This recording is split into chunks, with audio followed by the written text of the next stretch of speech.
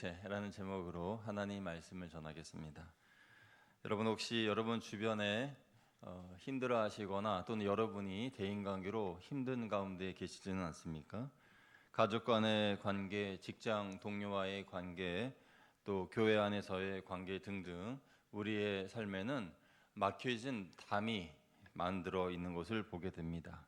이 벽들은 우리를 외롭게 하고 좌절시키고 또 분노하게도 만들죠. 오늘 우리가 읽은 에베소서 말씀은 이 벽에 관한 이야기입니다. 크게 유대인과 이방인과의 그 벽을 말하는 것이죠. 하나님께서 이 세상에 가장 큰 벽, 두 그룹인 유대인과 이방인 사이에 놓여있던 막힌 담을 허무셨다라고 오늘 본문은 선포하고 있습니다. 우리 오늘 본문 2장 14절 같이 한번 읽어보겠습니다. 시작. 그는 우리의 화평이신지라 돌로 하나를 만드사 원수된 것 곧 중간에 막힌 담을 자기 육체로 허시고. 아멘.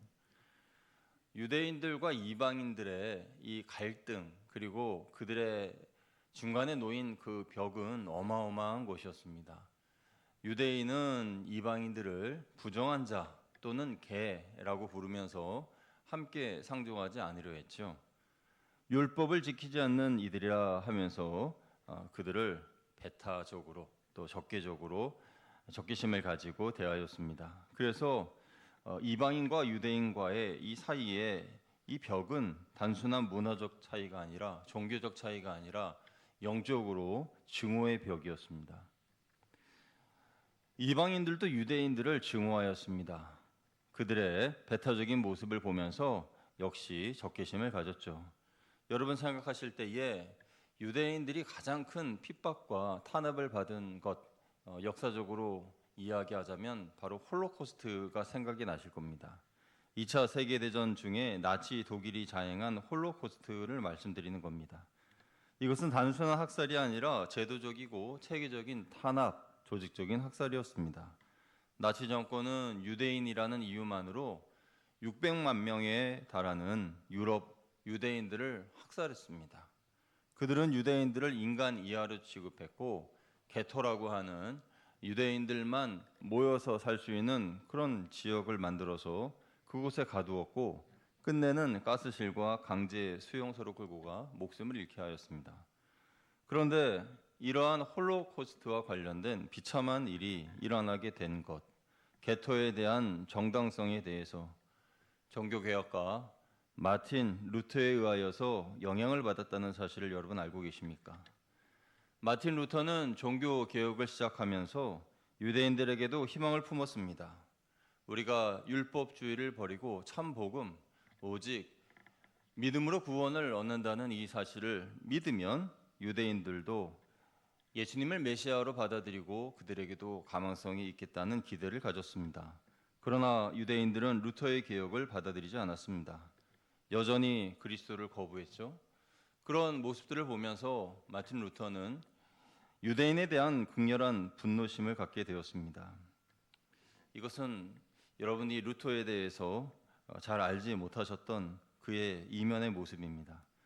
그는 자신의 신념이 거절당하자 유대인들을 사랑과 복음의 대상으로 보는 대신 증오와 미움의 대상으로 규정했습니다.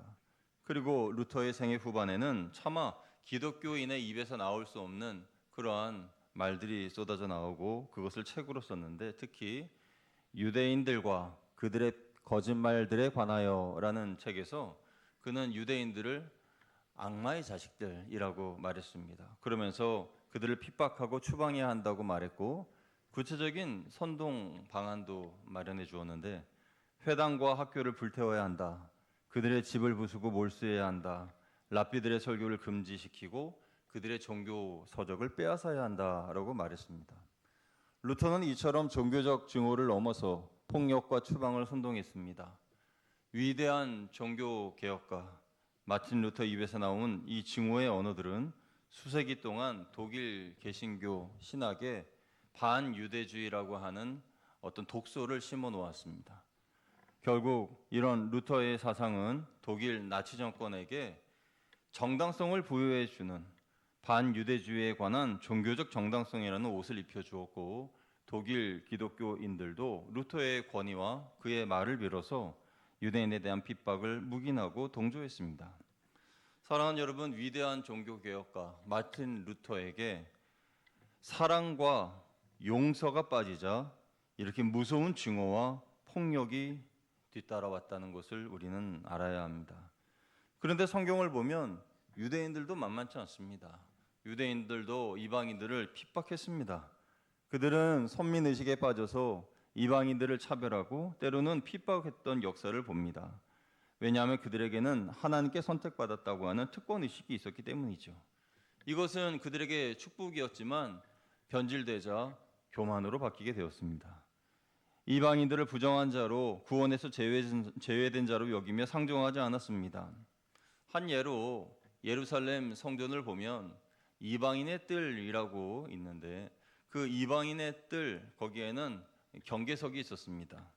그 경계석에는 뭐라고 적혀 있냐 하면 이방인은 이 경계선을 넘을 수 없으며 이를 어길 시에는 죽음을 면치 못할 것이다 라는 글이 적혀져 있었습니다. 이방인들은 하나님을 예배하러 왔지만 물리적인 벽을 만나고 그 힘으로 인하여서 하나님께 가까이 나아갈 수 없는 차별을 당했습니다. 그런데 이것은 하나님의 뜻이 아니었죠. 하나님은 모든 이방인들이 다 하나님께 예배드리기를 원하셨고 그 예배의 본을 이스라엘 백성들이 보여주기를 원하셨기 때문입니다. 하나님은 모든 이방인들의 예배를 받기를 원하셨으나 하나님에 대해 오해한 그들은 이방인들의 뜰이라는 걸 만들었고 더 이상 넘어오지 못하게 했습니다. 그래서 이방인들에게 이 성전이라고 하는 것은 배제와 멸시와 차별의 장소였던 것이죠. 또한 유대인들은 이방인들을 부정한 자로 취급해서 상종하지 않았습니다. 사마리아를 지나갈 때가 되면 이방인들이 있는 지역이라 해서 가로질러서 안 가고 둘러가고 이방인의 집에 들어가서 식사하는 것을 철저히 피했고 또 이방인들을 인격적으로 무시하고 열등적인 존재로 보았습니다. 초대교회 시절에도 이방인을 차별하는 사람들이 교회 안에 많이 있었습니다. 예루살렘 교회 같은 경우에는 믿는 유대인들과 믿지 않는 이방인들이 섞여서 함께 예배드리는 공간이었죠. 그래서 그들은 이방인에게 할례를 강요함으로 갈등을 불러일으켰습니다. 예수 그리스도의 복음을 믿고 구원받은 유대인과 이방인으로 구성된 이 초대교회 안에서 선민의식을 아직도 버리지 못한 것입니다. 그래서 사도행전 15장을 보면 유대인 크리스천들이 이방인 크리스천들에게 이렇게 주장을 하는데요. 우리 사도행전 15장 1절 같이 읽어보겠습니다. 시작. 어떤 사람들이 유대로부터 내려와서 형제들을 가르치되 너희가 모세의 법대로 할례를 받지 아니하면 능히 구원을 받지 못하리라 하니. 아멘. 이것은 할례라고 하는 의식을 행하라는 단순한 요구가 아니었습니다. 예수님의 이 구원관 자체를 흔드는 문제였던 것이죠. 그들의 주장은 예수 그리스도의 십자가만으로는 구원이 충분하지 않고 너희가 유대인의 전통과 율법을 따라 할례를 받아야만 구원을 받는다라고 말한 것입니다. 이것이 올바르지 않다는 것은 제가 설명을 드리지 않아도 여러분 다 아실 겁니다. 그들의 이런 주장은 구원에 대한 하나님의 뜻과 상반된 것이고 이방인 성도들의 복음을 빼앗는 것이고 차별하는 것이고 그들에게 상처를 주는 행동이었습니다. 그런데 갈라디아서 2장을 보면 예수님의 수제자였던 베드로조차도 이런 선민의식에서 아직 빠져나오지 못하고 있는 모습을 봅니다. 예루살렘에서 온 엄격한 유대인들이 그 시간에 이방인들과 식사하고 있는 그 베드로를 볼까봐 베드로가 몰래 슬그머니 눈치를 보면서 식사 자리를 피하여서 바울에게 들킨 사건이죠. 그래서 이에 대해서 바울은 갈라디아서 2장 14절에 이렇게 말하는데요. 우리 같이 읽습니다. 시작. 그러므로 나는 그들이 복음의 진리를 따라 바르게 행하지 아니함을 보고 모든 자 앞에서 게바에게 이르되 내가 유대인으로서 이방인을 따르고 유대인답게 살지 아니하면서 어찌하여 억지로 이방인을 유대인답게 살게 하려느냐 하였노라. 아멘. 여기서 말하는 게바는 베드로를 말하는 겁니다. 그래서 베드로가 이방인과 함께 식사를 하고 있는데 저기에서 엄격한 유대인 크리스천들이 들어오니까 몰래 자리에 일어나서 내가 언제 밥을 먹었냐는 듯이 했던 그 모습을 질책한 것이죠. 베드로의 이러한 모습은 같이 식사했던 사람들에게 상처를 주었을 겁니다. 우리는 너희와 격이 다른 선민이어서 함께할 수 없다라는 무언의 메시지를 전달한 것이죠. 이렇게 유대인들과 이방인들과의 갈등의 역사는 굉장히 오래되었고 그 상처와 깊이도 상상할 수 없을 정도로 깊어서 서로에게 아픔을 주고받은 관계다라는 것입니다. 우리는 그들의 역사를 통해서 우리 자신을 돌아보아야 합니다. 혹시 내 마음속에 나는 옳고 너는 틀리다 라는 영적인 선민의식이나 너는 나와 수준이 안 맞아서 도대체 말을 할 수 없어, 대화할 수 없어, 어울릴 수 없어 하는 차별의 벽이 있지는 않은지 돌아보아야 합니다. 그런데 유대인과 이방인뿐만 아니라 우리 사이에 있는 모든 이런 벽들을 허무신 분이 계셨는데 바로 예수 그리스도이십니다. 예수님께서 십자가에서 돌아가실 때에 성전의 휘장이 위에서부터 아래로 완전히 찢어지고 이방인과 유대인에 막혀있는 담이 와르르 무너져 내렸습니다. 불완전한 율법을 완전한 율법으로 바꾸셨습니다. 그래서 이제 우리는 율법의 행위가 아니라 오직 예수 그리스도를 믿음으로 말미암아 누구나 하나님께 나아갈 수 있게 되었고 그 보혈의 능력으로 은총으로 오늘 이렇게 한자리에 모여 예배를 드리게 된 것이죠. 이것이 바로 한 세 사람 공동체인 것입니다. 오늘 본문 15절을 보면 돌로 한 세 사람을 지으신 이유에 대해서 말씀해 주십니다. 15절 말씀은 이 담을 허무신 목적을 분명하게 알려주시는데요. 우리 15절 같이 읽습니다. 시작. 법조문으로 된 계명의 율법을 폐하셨으니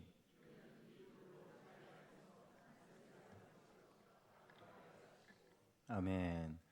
여기서 핵심은 한 세 사람입니다. 한 세 사람. 그러니까 두 사람이 한 사람이 되었다는 얘기가 아니죠. 유대인이 힘이 막강해져서 이방인들을 굴복시켜서 너희도 다 할례를 받아 그래가지고 유대인화 시켰다는 얘기가 아니고 이방인이 유대인들을 너희도 우리처럼 똑같이 따라해 그런 것이 아니라는 것입니다.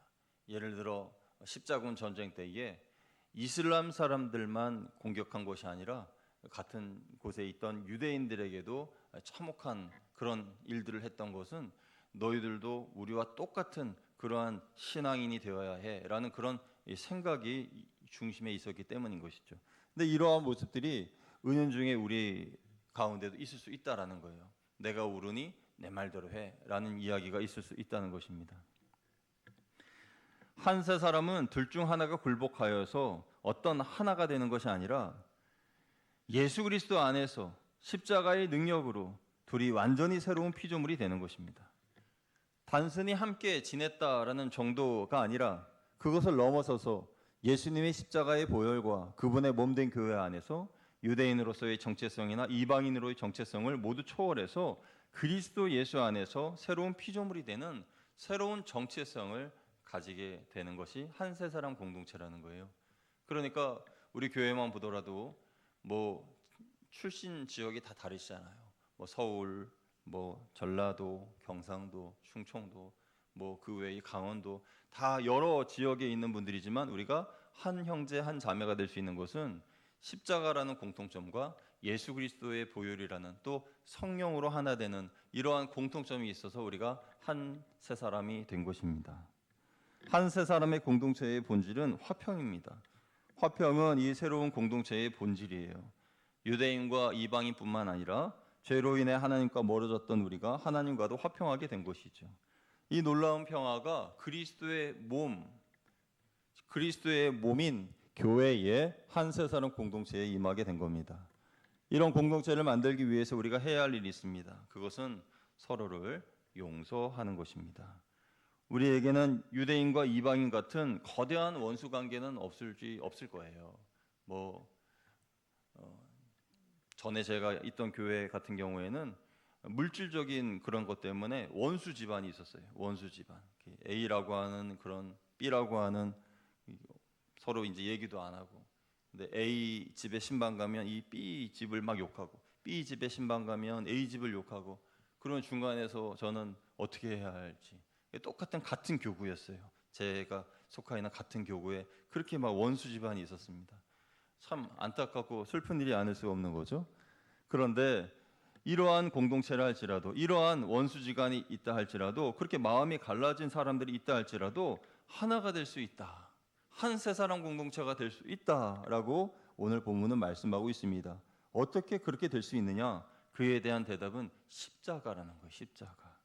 십자가로 인하여 서로 화목해 될 수 있다라는 것입니다. 만약 서로가 예수님의 십자가를 바라보며 산다면 원수된 것을 소멸할 수 있다라고 말씀하십니다. 우리 에베소서 2장 16절 같이 읽습니다. 시작. 또 십자가로 이 둘을 한 몸으로 하나님과 화목하게 하려 하심이라. 원수된 것을 십자가로 소멸하시고. 무엇을 소멸했다고요? 원수된 것을 십자가로 소멸했다. 원수된 것을 십자가로 소멸했다. 그래서 한 세 사람 공동체를 만들기 위한 우리의 첫 번째 숙제는 사람을 보는 대신 십자가를 보는 겁니다. 저를 한번 따라해 주시면 감사하겠습니다. 사람을 보지 말고 십자가를 봅시다. 십자가를 봅니다. 서로 생각도 다르고 가치관도 다르지만 똑같은 곳 십자가를 보는 거예요. 그 십자가를 같이 바라보며 가는 것이 중요합니다.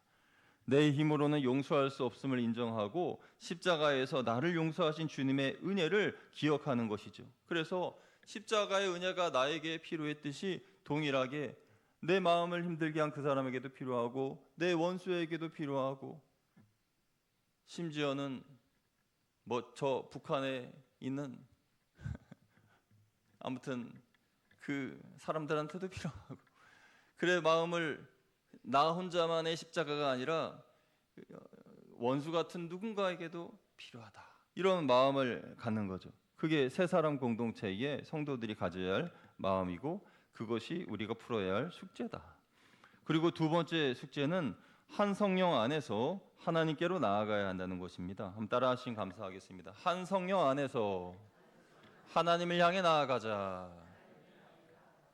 아까는 십자가만 바라보는 거죠. 같은 십자가를 바라보고 이번에는 같은 성령으로 인하여서 하나가 되는 겁니다. 그래서 한 세 사람 공동체에서 꼭 필요한 것은 십자가와 성령의 도움이에요. 18절 우리 같이 읽어보겠습니다. 시작. 이는 그로 말미암아 우리 둘이 한 성령 안에서 아버지께 나아감을 얻게 하려 하심이라. 아멘. 세상의 공동체는요, 마음이 맞는 사람들의 모임이고 취미가 같은 사람들의 모임이에요. 그래서 세상의 모임, 그 모임들은 억지로 내가 참으면서 그 모임에 참석할 필요가 없습니다. 그렇죠? 세상의 모임은 그냥 테니스 좋아하면 테니스 좋아하는 사람들끼리 모여서 운동하고 그리고 같이 식사하러 가고요. 그리고 독서 좋아하는 사람은 책 선정해서 읽으면서 같이 모임을 갖고요. 그러는 것이죠. 그렇게 즐겁게 모이면 그게 세상의 모임인데요. 그런데 한 세 사람 공동체는 완전히 달라요. 이 공동체는 마음이 맞는 사람들끼리 힘을 합쳐 만드는 공동체가 아니라 십자가를 바라보는 사람들이 성령 안에서 하나님의 뜻과 영광을 위한 비전으로 함께 나아갈 때 저절로 형성되고 만들어지는 공동체가 한 세 사람 공동체입니다.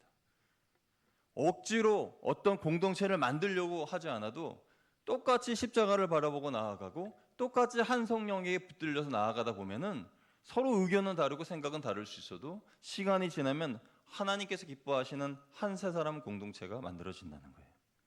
이 공동체를 만들기 위한 우리의 세 번째 숙제는 예수님께서 원수된 것을 십자가로 소멸하셨듯이 우리도 나의 원수된 것들을 십자가로 소멸해야 된다는 것입니다. 쉽게 말하면 용서하라는 거죠. 용서를 위해서 우리는 다음과 같은 걸 실천하면 좋겠어요. 제 말이 자꾸 꼬이네. 제 말이 왜 꼬이는지 모르겠는데 이제 우리가 용서를 위해서 실천해야 할 것들이 다음과 같은 것들이 있습니다. 여러분이 먼저 말을 건네시기를 주님의 이름으로 축복합니다. 어떤 회의를 하거나 또는 이렇게 생각이 다를 때 여러분이 난 절대 말 안 할 거야, 평생 말 안 할 거야, 뭐 그런 생각 가질 수 있는데 그러지 마시고 먼저 말을 거시기를 바랍니다.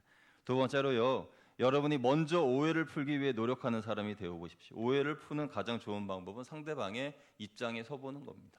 상대방의 입장에서 생각해 보면 아 그렇게 말씀하실 수밖에 없겠구나 하고 이해가 되는 거죠.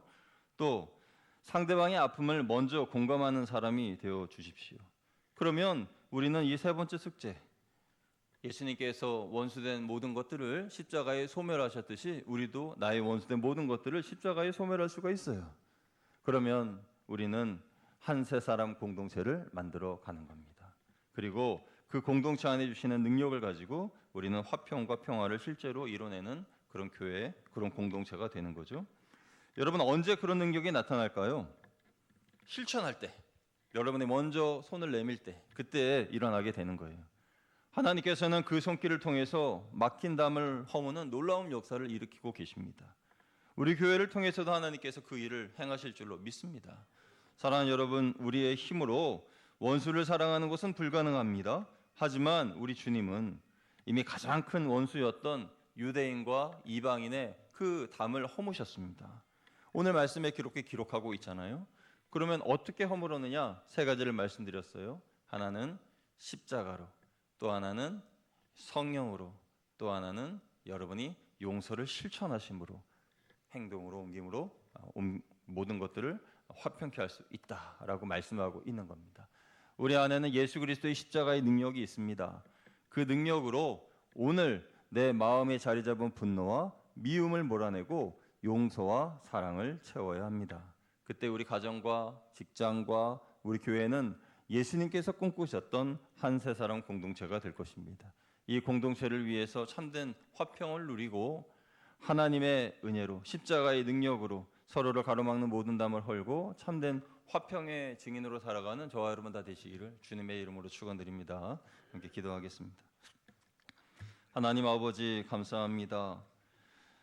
둘이 한 성령 안에서 아버지 하나님께 나아감으로 한 세 사람 공동체를 만드셨다 하신 이 말씀을 기억하면서 유대인과 이방인조차도 역사적으로 또 종교적으로 영적으로 그렇게 갈등과 골이 깊었던 그들도 하나를 만드신 하나님께서 우리 각자의 삶에 있는 모든 벽들도 다 허무실 줄로 믿고 십자가를 바라보며 또 성령 안에서 또 용서를 실천하며 삶으로 한 세 사람 공동체를 만들어가는 우리 교회 될 수 있도록 인도하여 주시옵소서. 우리 주 예수 그리스도의 이름으로 감사하며 기도드리옵나이다. 아멘.